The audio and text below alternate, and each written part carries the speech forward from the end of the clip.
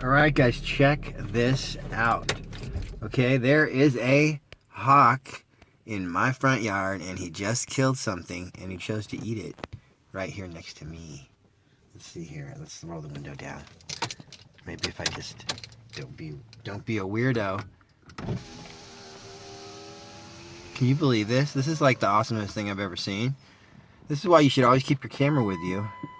I always find myself saying, man, don't go outside without your camera because I'll be sitting there and a hummingbird will like fly right up to me and just like sit there and chill. And you know, it happens all the time with me. So let me just get out of the car. This is amazing.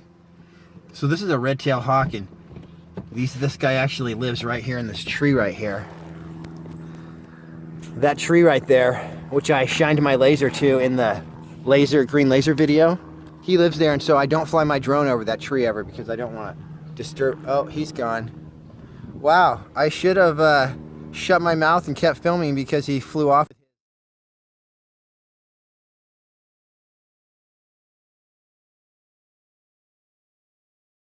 Alright guys, I'm here with my totally awesome Diana Chaser pistol, and I am ready to put a scope on here. So I'm going to go ahead and show you how to take these rear sights off. So this right here is actually a 11mm to Weaver adapter.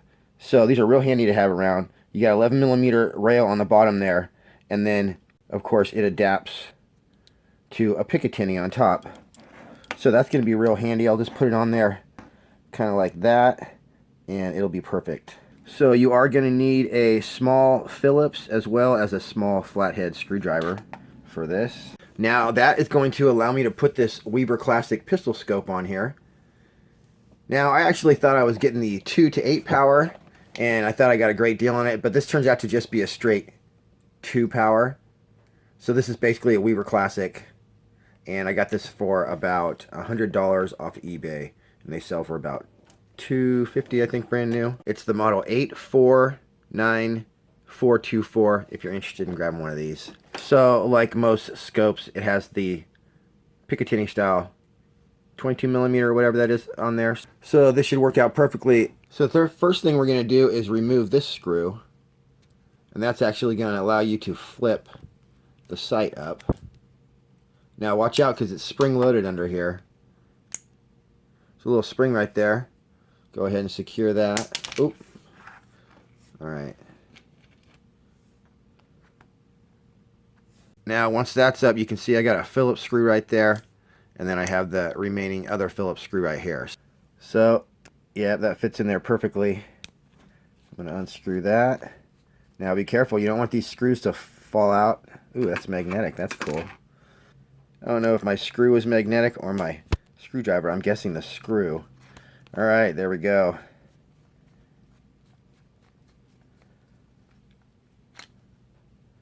Perfect.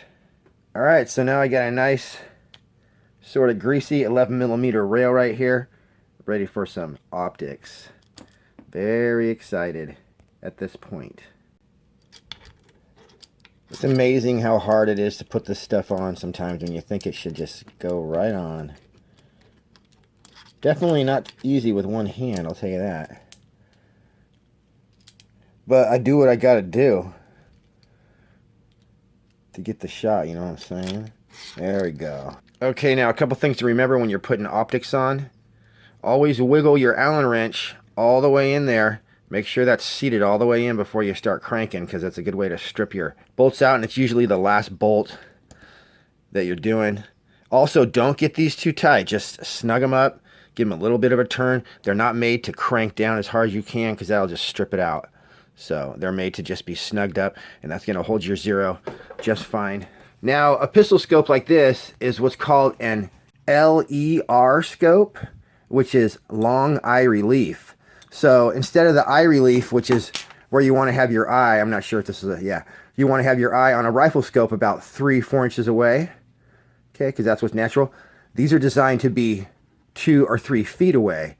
So as you can see right here, see, I'm holding this at arm's length right here, and I can see just fine. So this one happens to only be a 2 power But yeah, you can get a pistol scope, and then you can hold your pistol way out like this, and you'll see totally clearly. So if you watch my AP16 accuracy video, you'll see what a scope can do on a pistol. It's just amazing.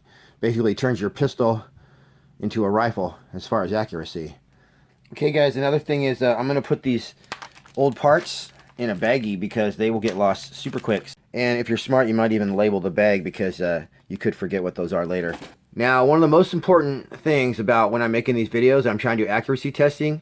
I don't want to be out there forever, so I always put one of these levels on the gun so that I can sit there. I do take forever between shots because I'm always looking back and making sure my gun's level, and it makes a huge difference. These are only about 10 bucks, and it's definitely something that you need on every gun that you have, so I like to order 4 or 5 of these at a time. These come with an Allen wrench too.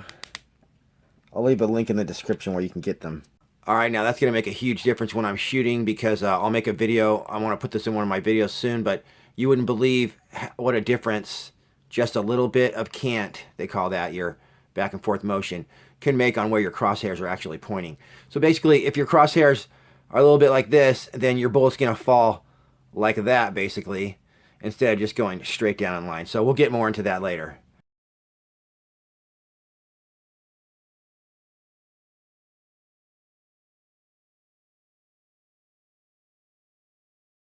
So this bubble level is also going to be really important when you're lining your crosshairs up. Now, as you can see, when I have my eye relief close, it's not working, but when I go arm's length, look at that. Boom. So I'm just going to eyeball this right now. You guys can see that it's crooked right there. Alright, that looks good, and then I'll go outside, you know, with a plumb bob later and figure that out completely. For now, that's it, though. That's what it looks like with a scope on there. Pretty awesome. I just happen to have this mount laying around because I ordered about 5 different kinds a long time ago, you know, just off eBay. And luckily, I had it because it's nice and short and perfect for this little chaser here. Okay, this right here is a little something I invented. We got a coyote right here, spring loaded. So what I'm going to do for each gun is I'm going to shoot this from, let's say, 20 yards away. I'm going to hit this guy square as I can 10 times. And then with the slow motion camera, we're going to see how far this thing goes. So I'm going to shoot it 10 times with every gun. And we're going to mark them all, and we're going to see what all the different guns are. So the first one is going to be my Diana Chaser pistol right here. I was so excited to get my scope onto that Diana Chaser that I forgot I was supposed to do some open sight testing first. But good news, I'm just going to cheat and take the pistol out of my rifle kit. So now, yeah, that's what I'm talking about right there. So I got 2 Diana Chaser pistols right here. I'm going to go ahead and, I did forget in my first video, we need to clean these bad boys. So I'm going to go ahead and get my crown saver out and run a couple patches through here, see what it looks like. So I got my patches from Walmart. Little bit of hoppies. Now I did bring my Pel gun oil this time, and this is not for cleaning, but this is you're gonna put a drop of this on the end of the CO2 every time you put a CO2 in there. Most importantly though, I have my crown saver right here. So you never want to clean an air gun with a metal cleaning rod. You always need to use a crown saver like this. These are only about 10 bucks. You can get them at Mach 1 air guns. So definitely order a few of these because if you shoot air guns, you need to have them around. I'm gonna make sure there's no CO2 in there. Definitely no pellets. Open that baby. Get that single shot tray out of there. Basically just run that right through the barrel. This is going to be an easy one.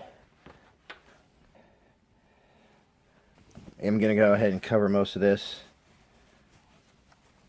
so I don't get it all yucked out.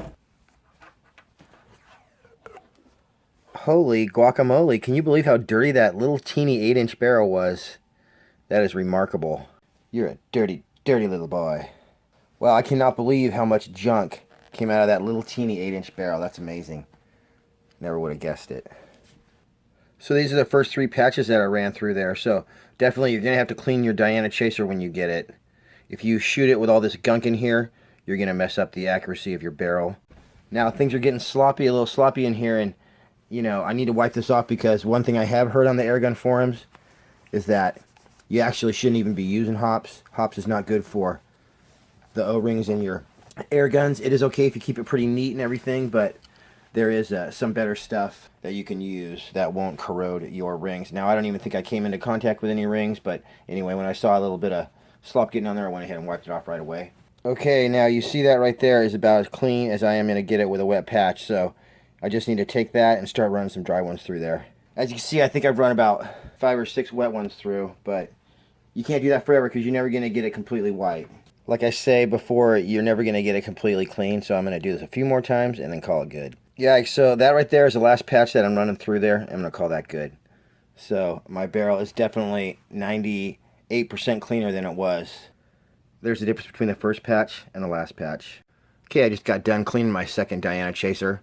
Now, I was just going to say that when you're cleaning your barrel, you can actually just take out these 3 Allen screws. You loosen the outside 2, and then you take the center one out completely, and you'll be able to take your barrel completely off, and that might be a nice way to clean it too. The other thing I'm thinking of doing is taking the barrel band from my rifle kit, put it right here on my pistol, and I'll have a picatinny rail to put a laser on too. So to have a scope and a laser would be pretty cool. I also wanted to show you the single shot tray. You can see the magnet right there. And then we have a nice quality metal single shot tray with another magnet on there. So watch this. Just slides right in there. Boom, and sticks by itself. So that's kind of a high-end feature on this gun that I like. Okay, I got my target exactly 10 yards away. I got my Diana Chaser here. I'm going to shoot my first group from the rest here, see how I can do here. I'm using 18 grain 22 caliber JSB pellets today, my favorite. I like the 18 grain better than the 15, but we'll try them both probably. Brand new CO2. Okay, so any of you who did not see part 1 of the Diana Chaser video, this is a really cool CO2 loader. So basically this little thing at the end comes out, and you can use that as a handle to tighten your CO2 when it's time. So you're actually supposed to drop 1 drop of Pell gun oil on there before you drop it in there. Of course, I can't find mine even though I had it about 5 minutes ago. So it looks like I get to about right there when it starts to snug up. So I'll just take this guy, slip him right in here. You definitely want to do this when the gun is not loaded. So now I can see that's not even all the way down, but I'm pretty sure that I pierced. And also, if you didn't see the first video, it has an indicator right here that tells you if you got a CO2 in there or not. Take standard 12 gram CO2 cartridges, and you can keep one under here. This slides off and there's a CO2 that can slide right in there for storage. Don't forget to screw this back in when you're done. I'm going to be using the single shot tray today and seeing what kind of group I can do at 10 yards.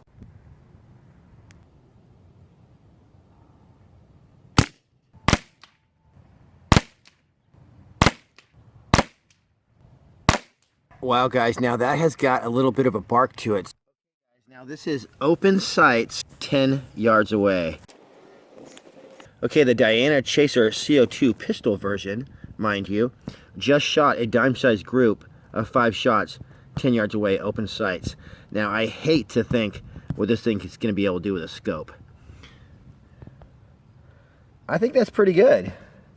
I mean, isn't that pretty good? Open sights for a CO2 pistol, 30 feet away. I just got the dime to cover that group, so wow. Dime-sized group, open sights. I keep saying it over and over because I just still can't even believe myself. Amazing. Okay, I moved this target a little farther back there. This is actually 15 yards away now.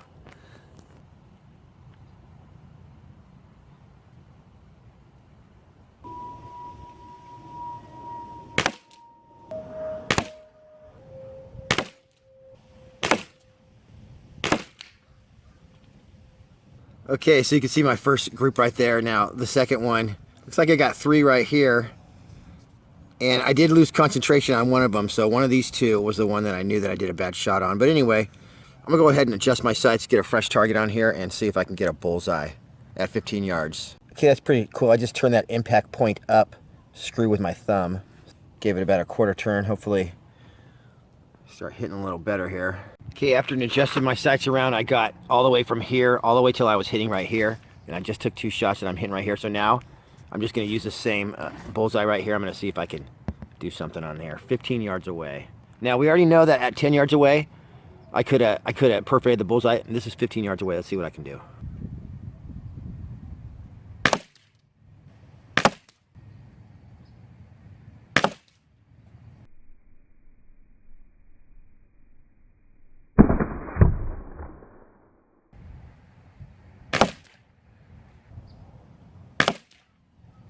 All right, now I'm very happy with this. This is actually smaller than a dime. Well, just let me go get my dime.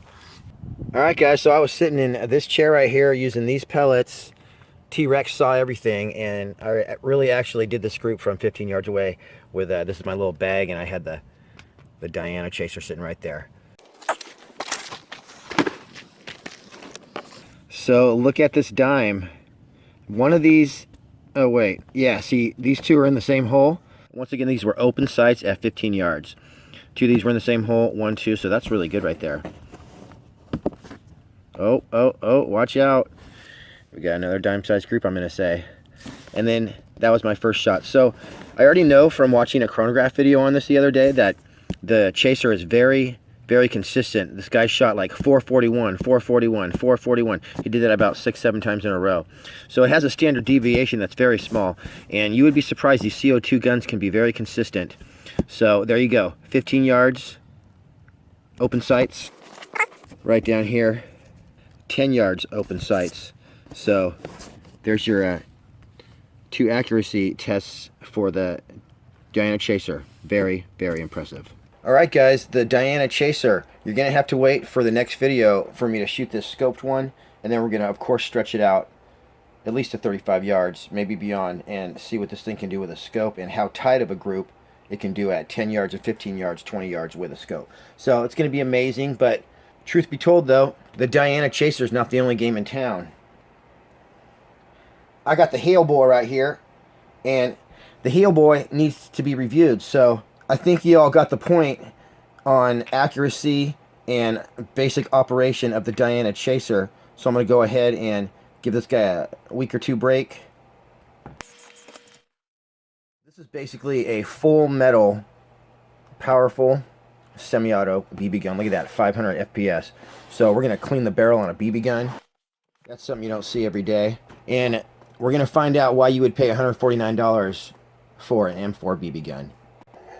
How about slaps and tickles at 10 paces?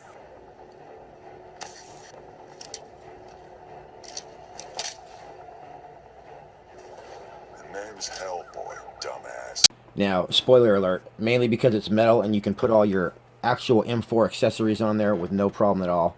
We'll see what this thing has to offer. That's coming up next. And also next, we're not going to forget about the Diana Chaser rifle kit. So I'm going to do that straight away.